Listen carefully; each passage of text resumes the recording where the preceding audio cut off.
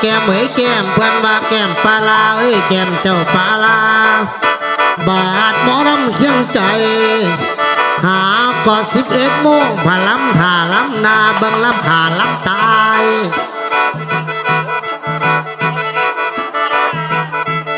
อันนี้ว่าข่อยยังเสียหายโลดอยากด่าอยากปล่อยเห็นบ่าข่อยตาน้อยเดี๋ยวปล่อยด่าหาวีเบิ่งแน่สาวหมอลำเคียงใจเห็นว่าตาข่อยน้อยก็สร้างหัวข่อยตี้ข่อยก็เดียวเห็นนี้คือกันกับโมโลสิมาลำถูบังลำสู่ลำซนลำบ่ทันพ่อโดนเป็นหนอยู่บาดมาลำในบอนกลางสนามเวทีเก่งอีดีบ่อนางญาติเจ้าข้างขาทีในวัน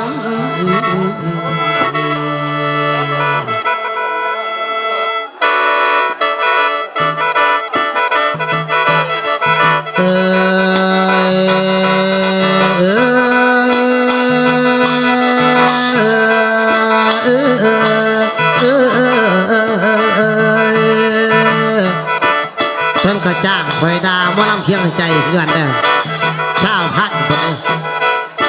ไม่เคยลงมวยจักอันเดี๋ยวนี้เดื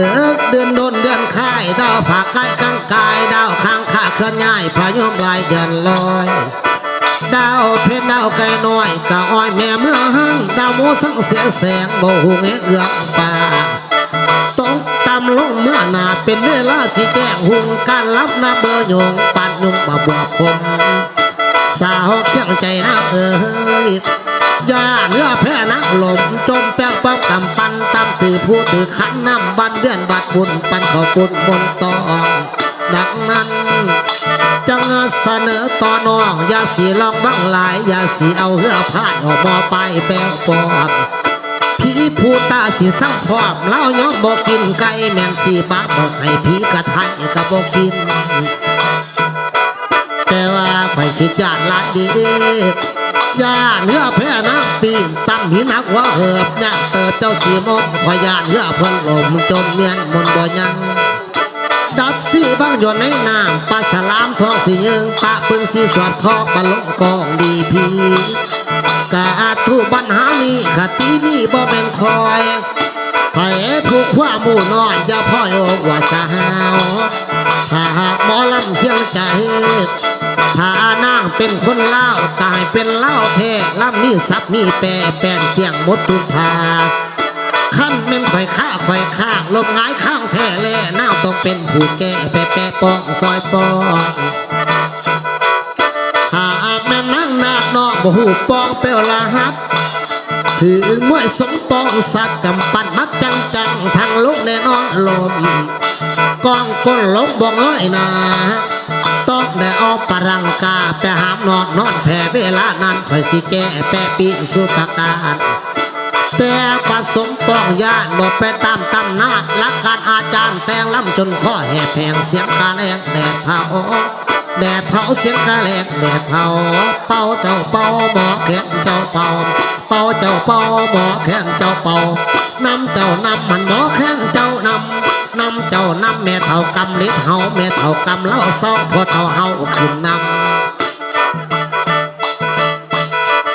ฟ้อนมาแต่ว่าคำกะล้ำเกี่ยวเที่ยวขอสองฝ่ายกับว่าพ่อหัวใจกะจังเกี่ยวเบิ่งเพิ่นได้เงิน10,000เบิ่งเคี้ยวใจเพิ่นกะเกี่ยวน้อมเหนียวลำพันว่าอยากเห็นสวรรค์เวียงจันทราชบ่อนน้ำเงื่อมตกอาจหาดตรงย่ำแรงบ่อยากพันหอยแข้งที่ย่ำแรงคำย่ำแรงคำปั้นเขาว่าสีจับพันย่อหม่ำแรงนี้แล้วกระจ่างเศร้าพัดเจ้าอยากกี่ทีหลายปีของดีต้มไก่ตักถ้วยน้อยถ้วยใหญ่ก็แล้วแต่ศรัทธามักก่อยสิ่งก่อยป้าย่อมากค่อยเมียนโลดค่อยเฮ็ดโลดแนบเบิ่งแต่ตาน้อยค่อยนี่บ่เคยโพดดอกผู้หญ้าผู้ยิ่งเห็นของบ้านบักแตงกินเอาวะกินเข้าใส่ดีแท้พ่อมาเพียถ้วยใหญ่บ่จงไว้จักคำแค่ออกหมอลำสิกันย่ำพันเป็นคำ คุยตอนบันสองร้อนทิ้งโคกที่ห้อนหม่ำโมคืนลำในคืนวันนี้ไพ่บอดีก็ต้องบุญบีบแผวซ้ำขอบปุ่นมันขุนซ้ำกี่ต้มหัวคำใส่ข้าล้มล้ำอมเกี่ยวกอด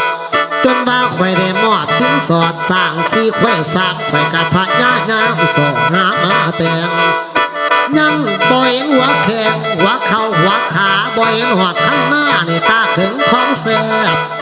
เลยบ่เห็นหอดทิพหนวดปวดดำเท้าสมปองหมอลำเลยขาดพื้นเป่าเป่าเป่าเป่าขาดพื้นเป่าเป่าแล้วสู่เศร้าอยากเกี่ยวบ่เดี๋ยวน้องทองหุ่นงาพอเพิ่นนั่งในงานบุญผลเล่าสั่งให้สู่เพิ่นจ้างมาแล้ว20,000เล่าว่าให้ลำสิ่งกัดทูฟอนคู่ทูแทงให้สมนักแสดงหมอลำรุ่นเก่าขั้นสั้นข่อยจังคู่หัวเขาขึ้นโหลดไว้บ้าพอดีล่างบ้านมาบ้าให้ข่อยด่าเจ้าบาอาจหมอลำเคียงใจลำแต่น้อยเกิดเท่าดอกความเบาความจ่าพ่อแต่ก่อนมาหาหมอลำบุญใหญ่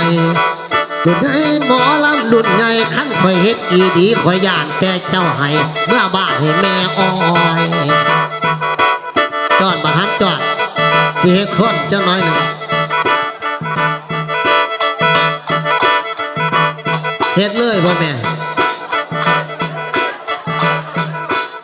บ่แล้วคู่หัวเขาขึ้นโลทันที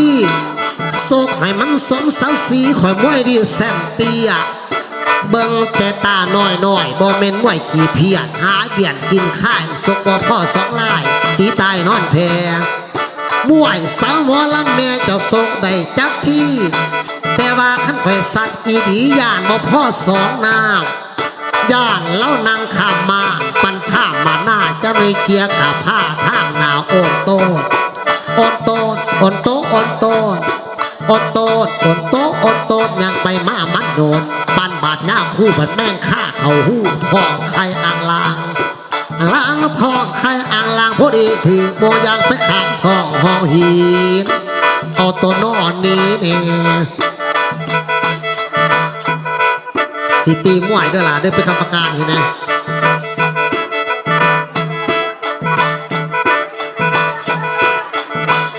เบิ่งบ่ลำสมปองสิบายคู่อีแม่เอ๋ยตีเบิดปีกับบสนะในบ่เห็นหง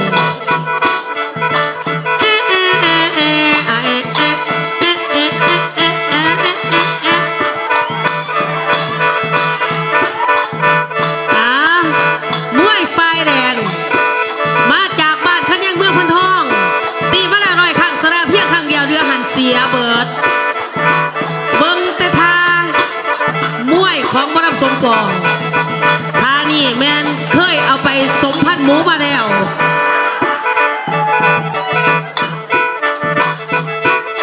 อันนี้คือทาเสือหลากหางอีเมลเบิ่งเอวโอ้ทายยังน้องบัดนี้โอ้เสือหลากหางเบิ่งดีล่ะทาฟอนงามงามทานี่ทาดิ่งขึ้นไหม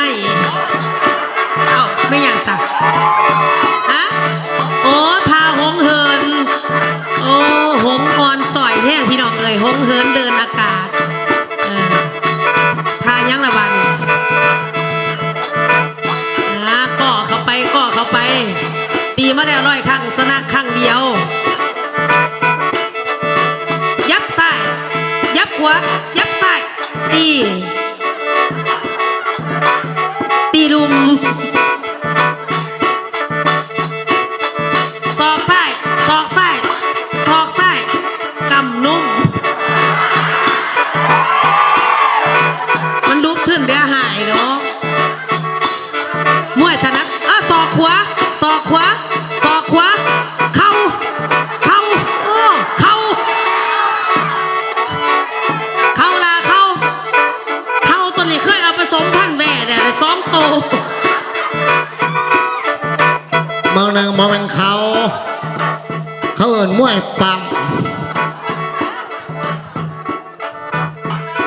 เห็นไหมบอกเอาท่านี้ศอกซ้ายศอกซ้ายศอกขวาศอกซ้ายเข่า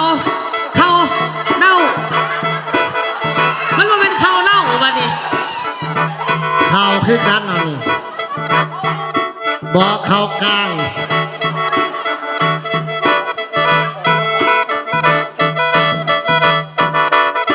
ตามแต่ข่อยเลยยินขาเสียเพิ่นเบา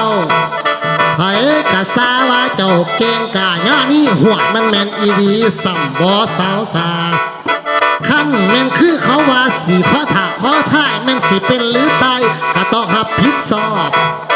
มือนี่ต้องทดสอบพิสูจน์ความจริงมวยหมอลำแม่งนี้จะซกได้จักแบบเหรอจักแบบจะซกได้จักแบบตีแบบมวยมาแบบบอเลยแขปาดหางจระเข้เตะข้างตาข้างข้าที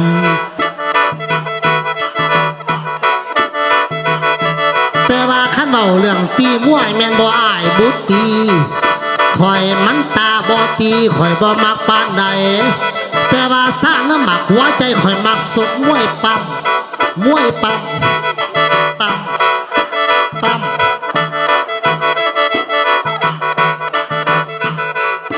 สกกะสกแนมคำอากาศเย็นบ่สู่สกกังเว้นแนวตาข่อยบ่ใหญ่น่วมข่อยกะบ่ใส่แต่ของจริงศกมวยกับแม่ยิ่งข่อยบ่ต้องใจห่อนใส่กำปั้นหลอนมันจึงอ่อนมือดีให้ว่าหันทอสมศักดิ์ศรีมวยปั้มของหมอลำดุนใหญ่ศกอยู่ใส่กะได้ปั้มอยู่ใส่กะได้ทางแนบให้แต่ห่างคงแต่บ้านในมือนี้ต้องเปิดฉากเริ่มต้นให้ตกหล่นเสียหายถ้าไผฆ่าย้อนตายให้ส่งค่ายเอินจางบ่ว่านั่นก็คืออาเห็นค่ายตกในส่งให้ไล่ลงจากหาดเมื่อบ้านแต่เป่าได้เที่ยงเอ้ยแม่นความเห็นอุ่นนายที่มีเหตุมีผลเขานี่ว่าขาของคนอยู่ที่ผลของงานผ่านนี่มนต์สุดหูมือนี่มาล้ำสู่ต้องได้ปาดบันคู่ล้ำกระทูถึงทั้งทำให้จังโจดจอจีบจงจียงแม่นบ่อยบุตรีเขาสาบ้านนี่หมอลำเคียงใจเป็นนักมวยสั้นเยี่ยมมีไรเดียมเสิร์ฟสกไม้ทั้งลำบ่เคยตกสถิติดีเยี่ยมไผ่บ่เทียมท่านนอกมันสมองไหลเดียนผิดไส้เดียนสกสอจากผ่านพอแต่เฮิง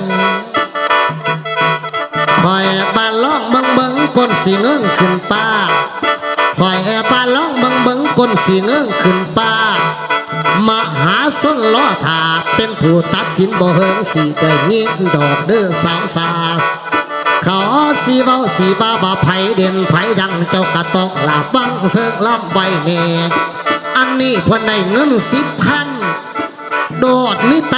แอนดาห้ามเป็นตันดาอับถามย่านบ่มีก่อนแก่จังน้อยข่อยสิเอาไม่แง่ไม่แง่ไม่แง่นี่หูดังเอาจนขี่มูพังไหลลงเงาคอยฟ้อนมาบอกเขากะยาเป่าที่ซ่าย่านมันเกิดปัญหาเวลาล้ำกระทูแต่ว่าคำสมปองทางสู่กระทูทั้งแห้งบัดก่อนเจ้าบอกแห้งกะสีปล่อยสีดาเถิงอยากด่ากะด่าให้มีเหตุมีผลห้ามบ่ให้ด่าโคตรบ่มีผลมีเหตุย่านหมอลำเคียงใจย่านเจ้าตายเป็นเพจโต๊ะอาเบจีไฟสิใหม่นังมีกี่ดำบานทาประธานกี่ดำปานทานจนครูบาเพิ่นย่านจนครูบาเพิ่นย่านบ่หารให้หอดบุญบ่ท่านนึกก็เลยวุ่นเบิ่งงานบุญบ่ท่านจากบัดหมอลำเคียงใจรถหากมาดาข่อยคุมปล่อยนาทวีย้อนบาทั้งขาเสียลังบันเพิ่นกะมีหอด10,000 กีบมาดาข่อยเท้าตาตีตาบอดตาโลบ่จักเท้าตาโปตาบอดตาไข่ถึงตาข่อยบ่ใหญ่กะสร้างหัวข่อยตีข่อยกะเดียวนี่คือกันกับหมูนี่คือกันกับหมูสังสิมาคู่ข่อยคุมปอยอยู่บ่นี้เอาละแต่นี่ไปถึงแจ้ให้นางลำแสดงแท่งฐานทุกทางเมื่อนี้เพิ่นเฮ็ดบุญภาลาอานิสงส์สิได้เสมอน้ำทอได้เป็นต้นแต่งเป็นภาษาเพิ่งสิได้อยู่จักกับให้สาวเคียงใจนับดอกสู่ฟังในเด้อนอ ถ้าแม่นางคัดของคือสมปองถามใส่ขันนางแกบ่ได้เงินใส่ยาเสียเอาแม่นบ่อ้ายบุตรีถามเรื่องภาษาเพิ่งถ้าสาวเคียงใจข้าอย่าให้กินข้าวเศร้าขันสิมานางเจ้าโศกเศร้าโศกีคลาภากันนี้อย่าสิมาลำแข่งลำแข่งอย่าสิมาลำแข่งขอยยานแต่เจ้าแห่งใต้กระแดงนางเอาไก่เจ้านี่ก่อนได้งามอ่อนไก่เจ้านี่ก่อนได้งามอ่อนหมอลำขอวอนให้นางแก่นางกาละลงใบพิขอไก่เอิญสั่งละลงใบพิขอไก่เอิญสั่งละเดือบังบอกน้ำสไก่เอวสั่งสองเอิญสั่งน้องไม่เนื้อของท้องคำเอิญสั่งน้องไม่เนื้อของท้องคำบอกว่าไส้หมอลำสิสั่งไก่ผู้ละน้องสั่งไก่ผู้ละน้องเดือนางเดือเดือเดือนางเดือน